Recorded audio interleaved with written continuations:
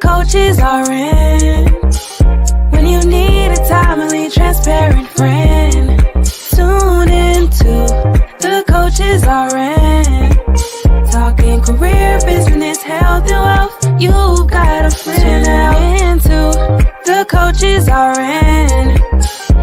With authenticity, come on, let's take a seat and tune in. Hello. Hey. Hello. We are What's up? excited to be here for another episode of The Coaches Are In.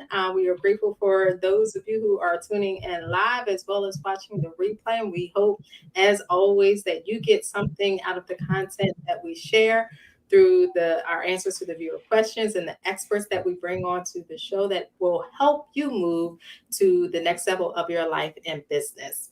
Now, just in case you don't know who we are going to introduce ourselves. I'm Dr. Sharita Weatherspoon. I am the creator of The Coaches Are In. I'm also an operations strategist and alignment coach, and I work with Black women to help them launch, grow, and scale profitable businesses. Okay, Allison, you go, because we always have this long pause every time. Now, you go, because I think you're supposed to go. Go ahead, girl. Okay, all right. Well, I am Allison Garrett. I am your behavioral interventionist, and I work with professional women who struggle with understanding what has them stuck, and I help them break free without years of therapy. And I'm Dr. Malika Turner, and I'm your confidence coach here on the show. I'm the CEO of the Speaker LLC. I like to work with confidence, of course, through my leadership workshops. And I also have a podcast called Pivot with Dr. Malika, and we talk through pivoting, changing, and how to work through change successfully. Awesome. Right. So, as you can see, we know a little bit about what we talked about. Just a little bit. Just a little bit. Okay. All right. So we're going to go in and jump right into our viewer question for this week. And this viewer asks, how do I keep showing up confidently in spaces where I feel underestimated or outnumbered, without losing sight of who I am and what I stand for? Mm-hmm. You said I had to take a drink before I just wanted to take a little swig. Yeah. That was a lot. That was a lot. Yeah. And we throwing the ball to you. Okay, that's okay. I had to wet my palate here. You know what? Here's the thing. 2 words. 3. Just show up. Mm-hmm. So here's the thing. I spent 25 years in a career where that I definitely could identify feeling underestimated and outnumbered, meaning not having the degree everybody else had, feeling, And so I think the one thing that I continued to do was show up. Mm-hmm. Now, even though I say show up, understand that you're going to feel some things as you show up. You're going to be angry showing up. You're going to feel insecure showing up. You're going to have to confront some things showing up. You know what I'm saying? So I say show up, continue to go, continue to be you. But I also know that you're going to experience some feelings of isolation. You're going to feel you're not heard. But continue to show up. And I think that what helps is to keep your focus, keep the dream, keep the goal in view, and continue to, for me, I would write things down of who I am. And I also center myself around people who could remind me. And that's not a lot of people. I had a very small group of people that would remind me of who I was in the midst of showing up around that kind of environment. So I think that I always encourage, unless it's an abusive situation, continue to show up, continue to really stand strong, and then to feed yourself the things that will help you to be confident. For me, I'm consistent. It's scripture, it's my girlfriends, it's prayer. It's gaining strength from God for me. And then also self-care. Come on. There's nothing Bring wrong with it. finding things that will help you to feel good about you, right? Yes. So walking, writing, let me just say this too, ladies. And I know, you guys want to jump in, but I will say this. In the 25 years that I felt that I wasn't heard or I felt underestimated, I wrote books, I wrote plays.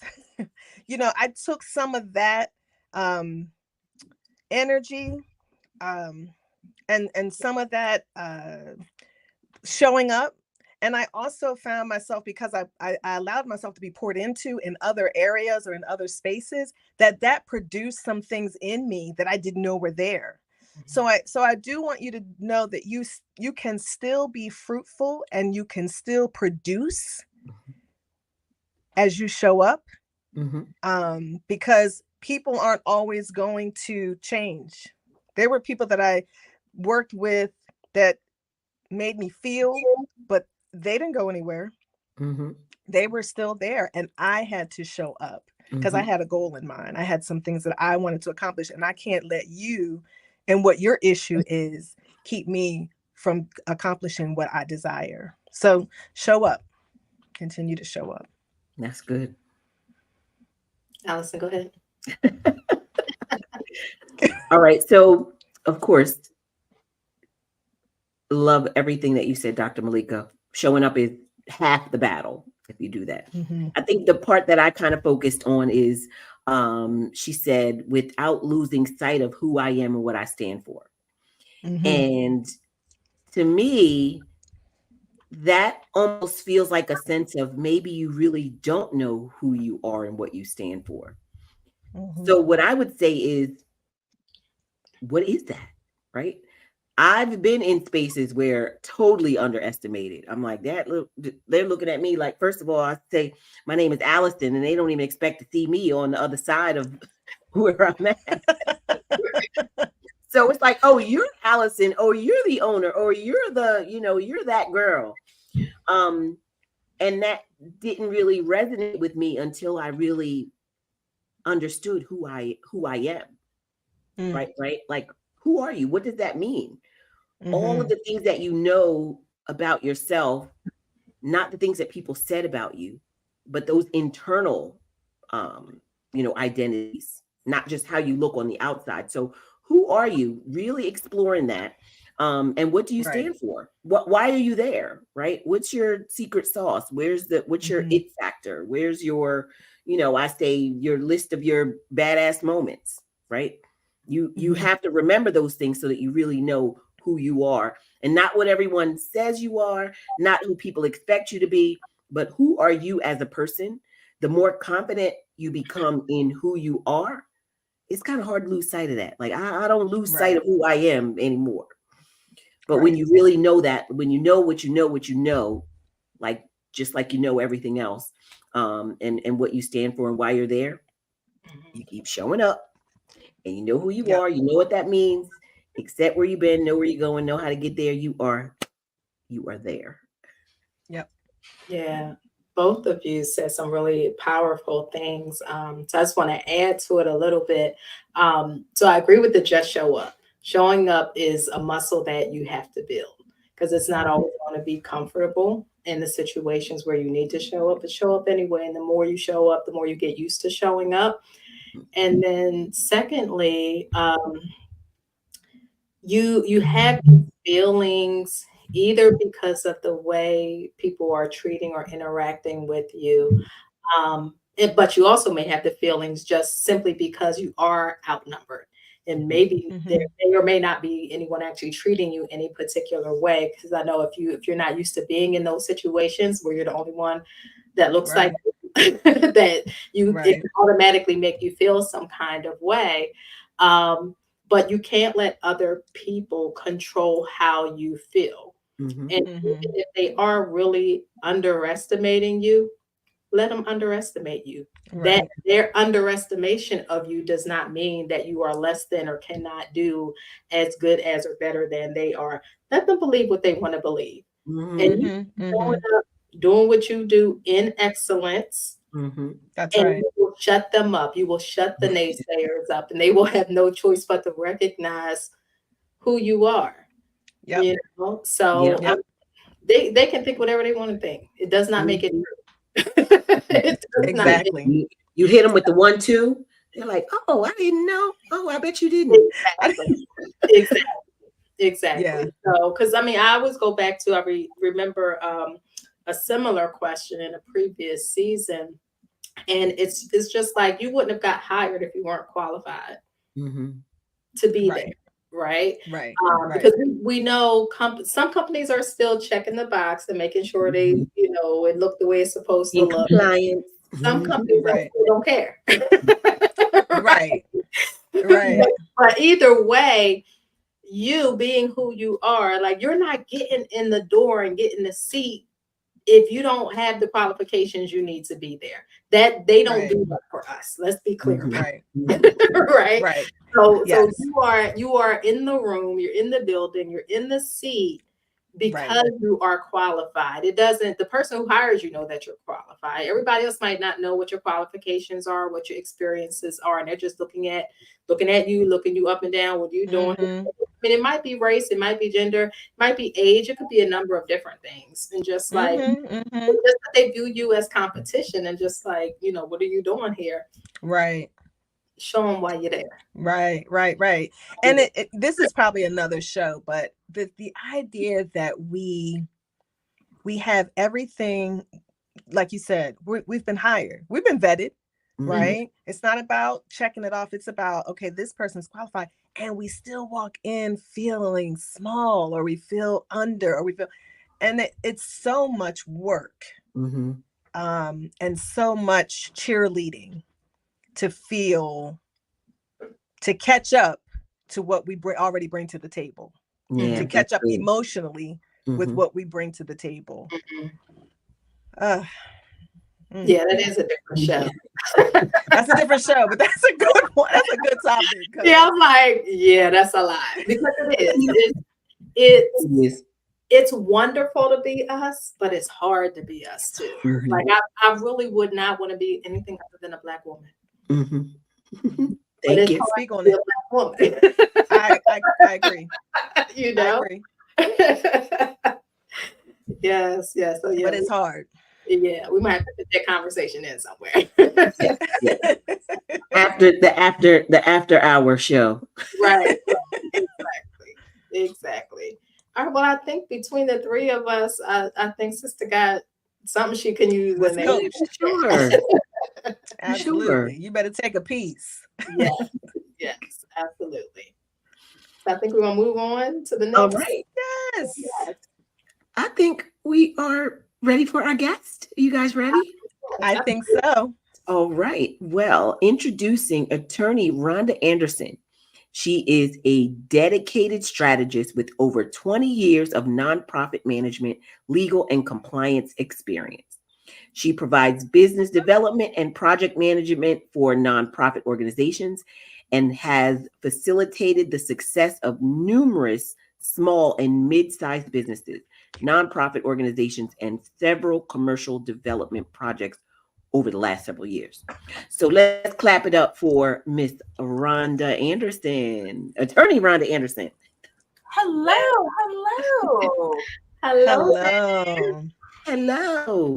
Good evening. This is awesome. Thank you for having me. Thank you. Looking forward to this all day. I've been looking forward to it. Oh, good. We are so happy to have you. And I guess in all transparency, we kind of, Dr. Sharita, Rhonda, and myself, we all know each other from college. And as she said, we've known each other since we were babies. That's right. And now we still look like we've grown beautiful babies. That's right. I can't tell. How long ago was that? 5 years. Not that long ago. Yeah. How long has it been? Over 25 years, like absolutely. About 30. About 30, yeah. 30. Over 30 years. Yeah. Yeah. But look, so it's a couple of things in that though, because I mean, like we know some fabulous women. I know. We know some fabulous women. That's like, take a look at your circle. Absolutely. Exactly. Take notes. Exactly. Yes. So Absolutely. we're gonna go ahead and jump in because I know that our viewers they're excited about what information and gathering some information from you, and we want you to be able to have some time to share your expertise. And so we know that one of your expertise is protecting intellectual property, and so we have a lot of viewers who are business owners. And I want you to talk a little bit about what is intellectual property and why is it important to protect it? Okay. So intellectual property is probably one of the most complex, but then often confused areas, right? But let's kind of just break it down to the least common denominator. I think what I would like to do is have Dr. Malika turn around and point behind her, right? There's a nice little phrase behind her. Go be great. If you follow her, you know that she has all of these different things that she is working on. And proud to say that she and I met last year about this. And I said to her, you got to brand it. You're doing a good job. It's out there. People are seeing it, but you have to make it official. It has to be yours. So as a business, what we have to decide to do a lot of times is how do we brand stuff? So for what we're working on is trademarking. So trademark has to do with kind of like logos, designs, phrases that are yours, and you want to make sure that you protect them. So it's your brand. You want to make sure you worked hard for it, put a lot of time, energy, money into it. And the worst thing that could happen is you have all this out there and somebody else decides to trademark it, put it out there, and now it's their brand, right? Something that Dr. Malika doesn't know is that last week somebody tried to trademark Go Be Great. But because we've already started the process, she's already ahead of the line, right? So I got an email last week and it was just like, hey, somebody's trying to trademark it. They won't because we started the process. So that's kind of like one part of it. Then there's copyright. So copyright, again, sometimes you see that little C in a circle. A lot of that has to do with people who author books, music, curriculum. So typically think of it as like authored either writings, music, things of that nature. That's copyright. So a lot of times what people will do is they'll say, okay, well, I'm going to just put that little C on like the end of my stuff and think it's copywritten. It's not. So it still has to be protected officially. So we still have to apply for it. We have to pay the fee. We have to put it out there in terms of your brand. Then finally, we get into patents. So people will call me all the time and just say, I need a patent. I'm like, so what's your invention? I don't have one. So here's the deal. Sometimes we can't always get our advice from TikTok. TikTok's great. Instagram is damn. But sometimes TikTok tells us the wrong thing. So what patents are, they're more invention. So think of something that you came up with this great idea for a stroller and you wrote it up, you put your plans together, but you probably should patent it. So you probably should seek out a patent attorney to actually make sure that your invention is protected, because if you go to the playground and you tell your friends about it, guess what happens? Somebody else is going to do it, right? So we have to make sure that we protect our brand. That's the world of intellectual property, making sure on a very, very basic level that our brands are protected. That's good. That's good. Thank you. I have a follow-up. Let's just go with the flow. Okay. No, go ahead with the follow-up. Well, so the follow-up just from working with you is that you must put it out there. Absolutely. Right. That's you can't say let me trademark and then put it one place, right? It needs to circulate so that the trademark company it's in trade. It's like you're trading the trademark. You have to show it's in use. So we can't just have an idea up here and we're like, oh, you want to trademark it? You can, but you have to show that it's in use, that it's in commerce, that you're using it. And how long have you used it? Because somebody else may come along and say, hey, I already had a website, already heard the words. And if you don't show it's in use, it's going to be very difficult, if not impossible, to actually trademark something. So that's very important too, to make sure, you're using it. But how you're using it is just as important. Thank you. So, yeah, that's really good. So I have a lot of questions rolling in my head. So the first one is it true that you can, let's say it's a book, you can take a copy of your manuscript and put it in an envelope, Mail it to yourself. mail it to yourself, and it's copyrighted. The poor man's copyright. Yeah. So we kind of call that the poor man's copyright, you know, and can you do it? Yes. Books are typically authored. There's like an ISBN number. So there's different ways in terms of that. But you want a copyright. There's a copyright office in DC. You want to make sure it's copywritten. You don't want to have to go back and say, well, I mailed it to myself. I put that little seal. It's your work. You want to protect your work. You also want to make sure the reason why we advocate for copyright or for trademark or, patent is you want to make sure you have a legacy, right? So you want to create something that your children's children can benefit from, right? So it's more than just kind of an idea. It's more than just like, I put this together, but let's really look at what your work is and how it can benefit generations after you. So how do we do that? There's royalties. So we want to make sure that we protect it, because unfortunately you hear the stories about, like Jack Daniels was really, Uncle Nearest who, put the recipe together and put it, but Jack Daniels' family made gazillions of dollars, right? And it's not until recently that Uncle Nearest's, children have put out the formula. So these are all examples, and unfortunately, these are examples in our community where we don't protect it. So what other types of protection exist for business owners? So what I say to people is, let's kind of just form the business first. So you want to make sure that your business probably is either incorporated, whether it's an LLC, you want to have a business, not just an idea, not just something that you're just doing as a hobby. Because what happens is if you don't do the business stuff, it's a hobby. Let's just be honest. The idea is you need to start a business, right? So go through the challenge of starting a business, sitting down with someone who does business work, start the business, invest in it. Make sure it's protected. Besides just your branding, and I won't veer off of it, but you need to make sure you have a real business, not just kind of like these strategies again on TikTok where it's like, oh, you can start a business, you can go get some line of credit. No. Let's start a business. Let's do it the right way. Let's start a business. Let's then think about all the ways that we can protect it, how we can, leave it for the next generation. I'm really big on that. So you need to start a business. Let's just base on it. So that's the most important part. Start a business. Start a business, right? And then, we can start thinking about whether it's a product, is it a service? How do we contracts, different things like that. But we have to formalize it. We have to memorialize it, because again, these are all things that kind of go back to, is this a business or is this a hobby, right? Because at the end of the day, you probably want to make some money from a business. You want to do some things with it. I talk to people all the time who have all these great ideas, and I have to say to them, this is a hobby, because you have to invest in it to protect it. Investing it, starting the business. So that's probably my first probably piece of advice to people: start the business. Okay. All right. That's good. Any more questions, Dr. Sharita? You said you got a few swirling.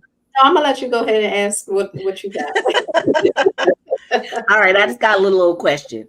So all that is great stuff. So let's just say I realize that somebody's using my intellectual property. What can I do? What kind of recourse do I have if I see it out there, and what can I do to protect myself after the fact?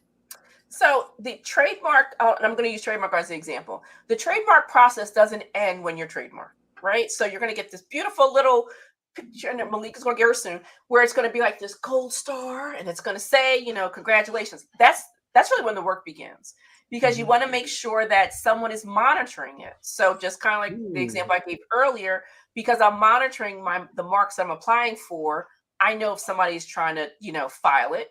So then let's say, for example, you have somebody out there who just on their own just decides they're going to use it, whether it's your logo, whether it's your, your phrasing. There are a couple of options that you have. One, you need to make sure that your trademark is still in existence. So you will apply for it. So I have people who apply to like LegalZoom or Trademark Engine. And then after they get it, they don't do anything with it. Right. Oh, wow. And then they don't realize that they have to make sure that it's renewed over a certain period of time. So they end up losing it. So that's the first thing you want to make sure is that you're in business. Right. So you're going to have to pay an attorney or someone to keep tracking it. So let's find out. So we'll find out somebody's using it, and I'm gonna use an example. Actually, one of my clients, and I hope she's paying attention because this is probably one of my best examples. And I don't think she cares that I'm telling her story. I have a client who owns a business called Duke's Cafe, and she started the business. And the first thing we talked about after she started it was trademarking it. We filed the trademark. I get a call from Duke University's attorney that says, "I hear you got Duke's Cafe up there in Pennsylvania. You can't use it because it's confusing with Duke." And I was like, "Wow, this is pretty neat. I'm impressed by me right now." You got the call. So I'm on the other side of this now. So now I have to defend this. And what we ended up doing was negotiating. I'm like, listen, we'll never use the Duke blue, right? Her business is really like Jazz and Duke Ellington or something. We'll never use a Duke blue. She has no intention of going to Durham. She's going to stay up here in Pennsylvania. So we negotiated, right? And he ended up agreeing to what, and I had to explain to my client, like, listen, don't get any bright ideas and go down to Durham and decide to open up Duke's Cafe. Don't do that. Right. So we can negotiate. Sometimes you can negotiate with folks and just say, here, I'll let your application go through, but let's kind of just talk about some agreement. If that doesn't work, then you could offer a cease and desist. You could say, listen, you say to people, stop using it, basically. And if they don't stop using it, you can do a cease and desist. You could bring, an action where they have to pay you for it. So I've had situations where clients, someone is using their trademark, is using their logo, some other fashion. We may not necessarily come to a real agreement. So then it's money. So it's sometimes it just boils down to that. The important piece is to make sure that it's being monitored, because if it's not, your trademark might be abandoned. And trust me, the next day somebody's going to pick it up. Sometimes they just wait, right, to have it abandoned, and the next day somebody files for it. So it's, the work doesn't end once you trademark. It's a great, yay, but the work really doesn't end there. So you want to make sure that it's constantly, protected. Oh, that's good. So I wanted to ask, okay, so did Duke University have the trademark on the word Duke or Duke's possessive? They probably have a couple. So they probably have Duke University, they probably have the Blue Devils, they have that color. So although they don't have Duke apostrophe S, the issue and what happens with trademarks and intellectual property is, will it be confusing? So that's what people look for. Is it going to confuse somebody? So we think about coming to America, right? So there was McDonald's and McDowell's. I have the golden arches. He has, so that's it's funny, but that's really a really good trademark case. And if I recall, the dad would always say, the McDonald's lawyers are after me again. So is it confusing? If I go into McDowell's, do I think it's McDonald's? So that's what you have to avoid. And that's the whole purpose of trademarking, is that there's not going to be any confusion with another existing mark that's out there. So with Duke, which, obviously very prevalent, clearly, had she decided to go to North Carolina, if her colors were blue, we're done. It would have, because it might have been confusing. If I'm in Raleigh, if I'm in Durham and I'm at Duke's Cafe, I may think there's an affiliation with the school. Okay. So so I guess I'm wondering, because the Duke is education, right? So they would have certain categories. Correct. Trademark based on that. So unless there is an existing Duke's Cafe associated with the university, I guess I'm trying to understand, did they really have a legitimate claim? They did. Because Duke has a lot of, we call them classes. So there are different classes for trademark, right? So there's products there, Pepsi is the product, right? So Pepsi probably not going to, do consulting work, for example. But because Duke has a lot of classes in terms of what they, because you have to think they have a hospital. There is a cafe. There's a cafe in one of the hospitals. It would have been a battle. And again, do you think about this from a perspective of, as a client, do you want to go up against a giant corporation that has the means and the resources? That's all this particular firm does, is to do this. So there's, so sometimes there's kind of balances and, cost benefit to it. But looking at it, it was strong enough that I knew we could negotiate it. I knew at the end of the day she was going to be fine, but I knew it was going to take some negotiation to get there, because their lawyers, anytime they see the word Duke, they're just going to send out a letter to whoever applies. You know what I mean? But once we kind of convinced that, and she has no plan of going to, and she was like, Duke University. I mean, really, she was just like, what do they got to do what I'm trying to do? So sometimes there's a battle, and we could fight it, but it is important to just make sure that to Dr. Sharita's point, that there's no confusion in terms of the classes. There's no, like you're doing the exact same thing. To Dr. Malika's example, the folks who want to do Go Be Great, which is catchy, and it kind of, you know what I mean? Like it's in some respects kind of, I don't want to say it's everywhere, but it is very prevalent. They wanted to do the class that she applied for, so their application probably may not make it very far. So yeah, do we have time for one more thought? I just want to, I think about the individual who coined the term very demure, very something. Very classy, very demure. Very classy, yeah. So what I thought that I read where someone else purchased the domain for very demure, very, I think, other than the individual who coined the term. How does that come into play when you are in public on social media? That's your term. That's, it originated with you. Can they still trademark that? Or because someone paid for the domain and own it, which they couldn't own, how does that work? Or is that not connected to you making it your intellectual property? It's connected. So the important thing is, one of the things you want to do if you can is get the domain, right? Because again, we want to show evidence of using it. So sometimes it's a first to file, right? So unfortunately and I think the very demure, very classy person is represented. So they'll figure out a plan for it. But I think in that particular case, the person heard it, not the not the content creator, but somebody else heard it, got the domain. Then they filed for the trademark. So that happens a lot too, right? Somebody will just do something and they file. They'll just file for it. Now, that doesn't mean they got the trademark. It just means they filed first. So very demure may have to show that it was in use. It's a little tough sometimes when it comes to social media, though, because you have to show how else are you using it, right? Or do you have like a campaign? Do you have something? And then what happens is you have folks who will then file for the trademark and then try to sell it to you. Yes. Right? Wow. Or like they sell the domain to you. Like it's a business. Or they don't have any. They're not going to. And then you have to say to yourself, beyond that video and us saying it, right? So we'll say it. How else is that content creator going to use it? Like realistically, like what, it was catchy, right? It was catchy. It was a cute video, but how do you really monetize it? That's what we focus on. How are you going to make sure that you monetize it and use it? So a lot of times it's first to file. If you could show you've been using it, if it's domain. So we kind of collect all of this stuff to make a strong application, or in very demure's case, a strong defense. Wow. Wow. All right. Got some work to do. Yeah, absolutely. Absolutely.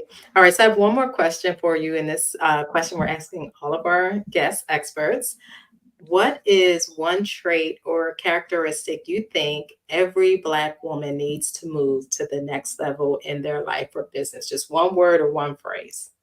So I have a phrase, and because I couldn't really think of one word, I would say it takes emotional restraint and risk taking. Right. So do I have a minute to tell why? No. Okay. Subscribe to the list to get that. All right. So for those of you who are tuning in, Rhonda is going to share more about that.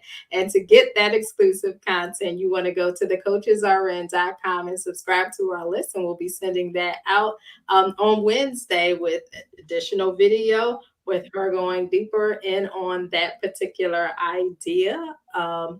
And we're also going to drop in there a way for you to get a free or complimentary consultation with her for maybe it's your intellectual property needs or other legal needs that you may have. That will be in there as well. So make sure you go to thecoachesrn.com and subscribe so you can get that exclusive content and what you need to take advantage of that complimentary consultation. But I do want you to share, Rhonda, before you go, how they can just generally connect with you. Sure. So my office number is 215-874-3893. My website is andersonlaw, one word, .co, not .com, .co. Either way, you could, find me, reach me. And then on social media, it's Rhonda ESQ, probably everywhere except Facebook, I think, is Rhonda McCullough Anderson. All right. So ladies who are tuning in, if you've got intellectual property, I know many of you do. I know so many of you have written books and you have courses, just all kinds of good stuff that you've been doing. Make sure it's protected, and Rhonda can help you make sure that it's protected. Absolutely. Yes. So we just want to thank you for joining us, Rhonda. We appreciate you. Thank you. Thank you. All right. So I think that's going to do it for this episode, really. It was power packed. Yeah, absolutely. Yeah, absolutely. That was good. I see Sarah says Rhonda is a wealth of knowledge, always learns something every time she speaks. Yes. She's good. She's the real deal, baby. Yes. All right. So next week on The Coaches Are In, of course, we'll be answering another viewer question, and we got that one super early. So we can give you a heads up on what that's going to be. This woman who submitted the question, she has a business, and it is not giving her what she needs from it financially, and she is debating on going back to work. So that's what we're going to be talking about. Okay. Wow. And then we're bringing on Crystal Fassett, who is the CEO owner of All Facets Health and Wellness Center. And we're going to first learn about her journey from nursing to owning a med spa. And then she's going to share some tips, some education with us on a popular kind of trending wellness/spa service. And just telling us, is it the real deal or not? And, how we can help you, if it'll help you in all of that. So I want you to tune in to learn more about that. And don't forget to subscribe on YouTube so you get notified when we go live, but also subscribe at thecoachesrn.com so you get that exclusive content and some special deals and things as well. And then you also get access to view past episodes from previous seasons inside our course platform as well. So you can kind of go and just binge watch from season 1 and season 2 if you missed out on those episodes. But I think anything else we need to add to that? I think we said everything. Yeah. It's time to go. It's time to go. It's time for people to go subscribe. Okay, it's time for people to go subscribe. That's what it's time for. Right now. Right. Yes. And we will see you same time, same place next week. Have a good night. Good night. The Coaches Are In. When you need a timely, transparent friend, tune into The Coaches Are In. Talking career, business, health, and wealth. You got a friend now. Into The Coaches Are In. With authenticity. Come on, let's take a seat and tune in.